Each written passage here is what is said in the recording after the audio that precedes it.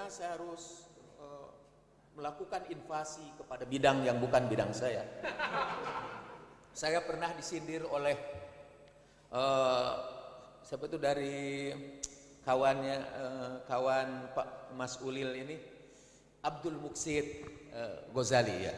Pak Abdul Muqsid selalu mengatakan kalau saya diskusi serta beliau tentang urusan agama, Pak Jalal ini adalah seorang yang menginvasi bidang-bidang kita. Karena Pak Muqsid, Pak Uli Al-Bisara adalah orang yang menyelesaikan studinya mungkin di bidang-bidang keagamaan, sementara saya adalah orang komunikasi lah. Dan kemudian memasuki bidang-bidang agama. Dan malam ini saya mau menginvasi para neuroscientist ya.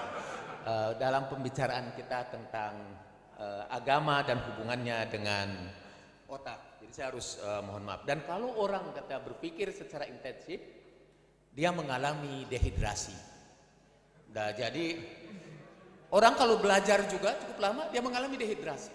Karena itu di sekolah kami, Pak, saya mendirikan sebuah sekolah yang metode pengajarannya kita sebut brain based learning. Jadi sebuah proses belajar yang didasarkan kepada otak. Itu sebabnya saya tertarik mempelajari otak itu karena manfaatnya dalam proses belajar. Di setiap kelas kami sediakan dispenser ya, untuk membantu anak-anak itu tadi memasukkan kembali oksigen ke dalam otaknya. Otak itu cuma segumpal, kalau kita sebut daging atau apa saja, yang sangat kecil, tapi dia menyedot berapa persen dari seluruh energi tubuh kan? Sekitar 80%. Otak itu mirip negara-negara superpower. Mungkin negara superpower itu cuma mungkin sekian 5% dari seluruh penduduk dunia, tapi dia menyedot 95% energi dari seluruh dunia. Dan itulah otak kita. Otak paling banyak memerlukan energi. Jadi sekali lagi saya mohon izin minum lagi demi menyelamatkan otak kita ya. Oke. Jadi bisa kita menciptakan pengalaman ruhania dengan drugs ya tadi, dengan medicine ya, dengan obat-obatan kita bisa kan. Ya, yang sudah terjadi ini, yang banyak terjadi, dan itu yang tadi diuraikan berkali-kali, dan saya lihat juga di dalam YouTube-nya itu saya kira diulang juga berkali-kali, yaitu bahwa kerusakan otak juga bisa menimbulkan pengalaman ruhania. Dan tetapi itu kesimpulannya bisa luar biasa kan, itu tergantung. Saya kira Pak Dokter kita harus bedakan antara fakta ilmiah dengan penafsiran kita terhadap fakta ilmiah. Dan fakta ilmiah antara kita bisa sama, tapi penafsiran kita bisa berbeda ya. Itu a matter of making sense dari berbagai data yang terhimpun kepada kita. Jadi seperti itu temporal lobe epilepsy. Jadi sejak zaman dahulu bahkan kata Hippocrates menyebut epilepsi itu sebagai the sacred disease, penyakit suci. Karena dari dulu diketahui bahwa orang yang menderita epilepsi sering mengalami pengalaman-pengalaman ruhania. Jadi dan bagaimana cara menyembuhkannya? Ya sekarang mungkin dioperasi aja. Dan jadi karena kerusakan otak, orang juga bisa memperoleh pengalaman ruhania. Dan saya akan memutarkan film ini. Kan di Google itu ada TED itu, TED Ideas Worth Spreading. Biasanya ditampilkan orang-orang yang punya gagasan baru yang layak untuk disebarkan di alam semesta ini. Dan oke. Di sini tidak masuk internetnya ya. Jadi tadinya saya mau langsung ke internetnya ini karena saya bisa kasih terjemahannya di situ. Ya, tapi ya, kedua karena saya duga di sini ini orang bahasa Inggrisnya bagus.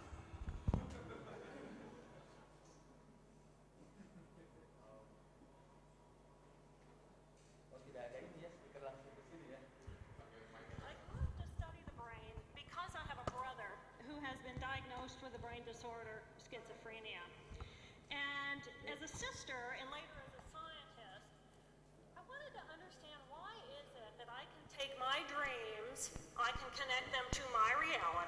and I can make my dreams come true. What is it about my brother's brain and his schizophrenia that he cannot connect his dreams to a common and shared reality, so they instead become delusion? So I dedicated my career to research into the severe mental illnesses, and I moved from my home state of Indiana to Boston, where I was working in the lab of Dr. Francine Bennis in the Harvard Department of Psychiatry.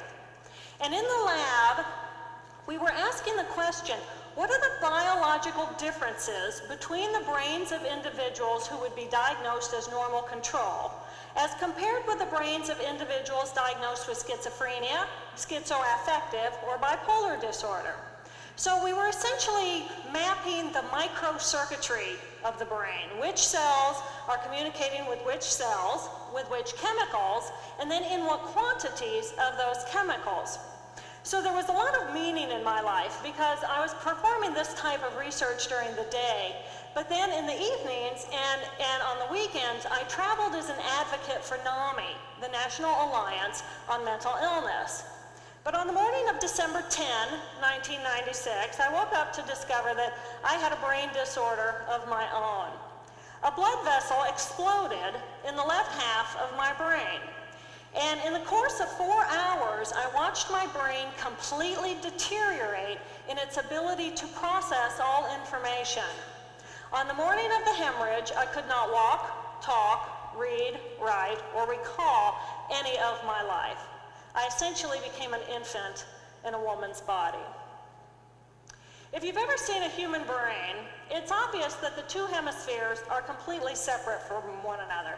And I have brought for you a real human brain.